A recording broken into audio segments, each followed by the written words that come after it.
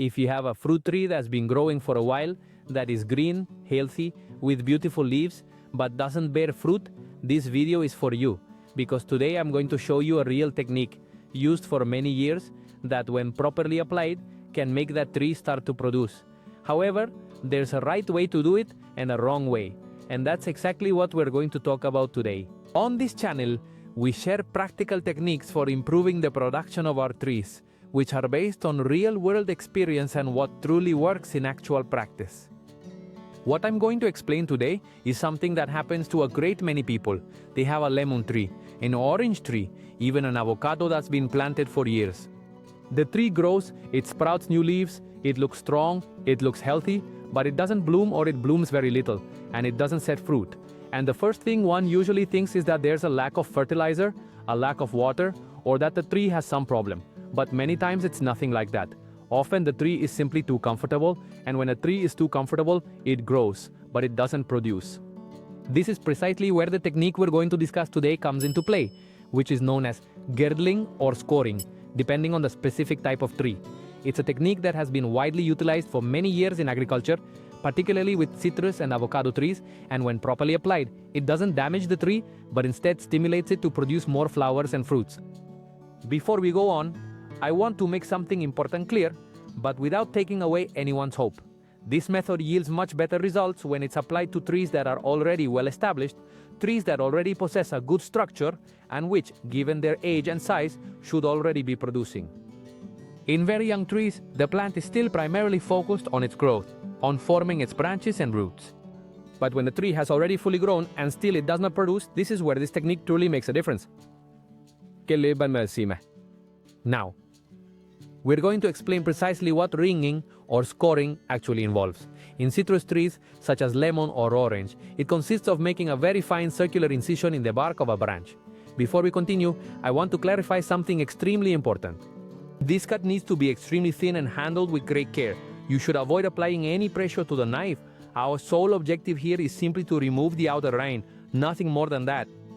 We absolutely do not want to cause any damage to the cambium layer. The cambium is situated directly underneath the outer bark, and it must never be scraped or cut in any way. And there's another crucial point that we must always keep in mind. This particular technique should never, ever be performed on the main trunk of the tree, but exclusively on carefully chosen branches. It's not a deep cut, not cutting the branch, but only removing the bark. It's very similar to the cut made for air layering.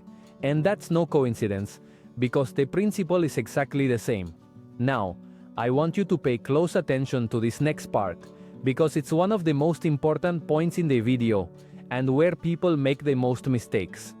This technique is not applied to every single branch of the tree, and it's not done by guesswork, but rather by careful proportion. The general rule is quite straightforward. At most, approximately 50% of the tree's branches are worked on. Never all of them. I'll give you some clear examples to avoid any confusion. If your tree has 4 main branches, the correct thing to do is to reduce them to 2. If it has 6 branches, then you should reduce them to 3. If it has 10 branches, you would then reduce them to 5. In my own specific case, for example, this lemon tree currently has 15 branches. Following this rule, at that time, the correct approach was to apply the technique to only about 7 branches, never to all of them. As you can clearly see right now, the excellent results are plain for everyone to witness. Big, well-formed, and very generous lemons, and what's more, they're growing in a pot, which truly adds even more merit to this achievement. In this case, it's no longer necessary to keep applying the technique because the tree has already responded. The girdling was carried out at the appropriate time, the tree reacted correctly, and now it's producing naturally. It's also important to fully grasp this concept. Girdling isn't something that's done all the time, it's a specific technique to stimulate the tree when it needs it. When the tree is already producing fruit as it naturally should, the wisest course is to leave it undisturbed, to nurture it carefully, and simply savor the final outcome. Now, we are going to fully understand why this particular technique is able to function with such remarkable effectiveness. You see, the tree itself has 2 distinct primary flows. On one hand, the roots send water and essential nutrients upward through the stem's interior. On the other hand, the leaves produce vital energy through the process of photosynthesis. That energy normally travels down the tree's bark to its trunk and roots. When we girdle the tree, we interrupt that return of energy that flows down through the bark. So, all that energy the tree produces in its upper part remains accumulated in that zone, And the tree, as a natural response, uses that energy to reproduce itself. That is, to produce flowers and fruits. That's why, whenever an air layering is done, right above the air layering, a great many fruits will appear. No, it's not a coincidence. This is exactly the same physiological principle. I have personally observed this many times on small branches where girdling or air layering was performed. I've even seen 6, 8, 10, and sometimes even more fruits on a single small branch, whereas other branches of the very same tree, where absolutely nothing has been done, produce very little or perhaps nothing at all. This isn't simply luck, it's precisely how the tree responds to that specific stimulus. Now, let's go over the materials that we'll need, and a step-by-step explanation, calmly and slowly. In this specific instance, I will demonstrate how to perform girdling on just a single branch, purely as an illustrative example. Oh, this particular tree was already worked on some time ago, and as you can clearly see, it's already bearing fruit, so it's not actually necessary to apply this technique to it again, but I will show you precisely how it's done so that you can correctly apply it to your own tree. To do the banding process, we will need a very sharp knife or a box cutter, nothing more. The key is that it cuts cleanly and well because we're going to be making several precise clean cuts. The girdling process is quite simple.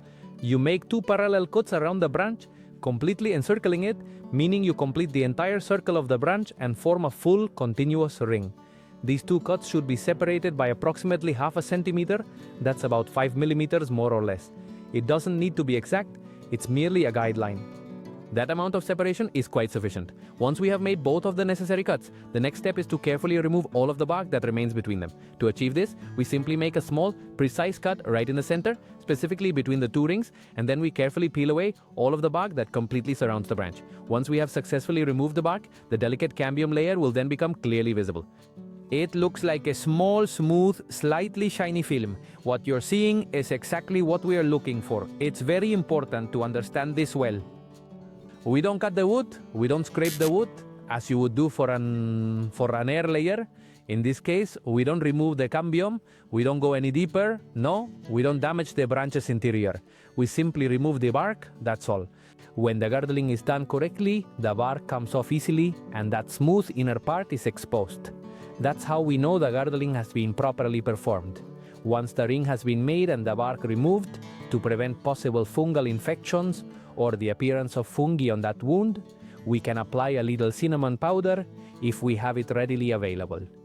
And if we don't happen to have any cinnamon on hand, that's absolutely no problem at all. We can also apply some aloe vera, which is very helpful for hydrating the cut area and also encourages the proper formation of the healing callus. After that, there's no need to do anything else. Don't tie it, don't cover it, don't wrap it with anything at all. The tree will take care of the rest. And with this, you have everything you need so that fruit tree that wouldn't bear fruit begins to bloom and produce like never before, using a simple, effective, and well-applied technique called girdling.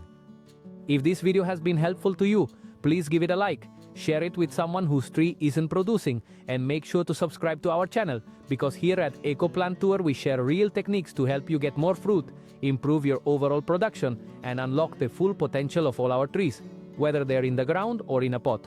We'll see you in the next video.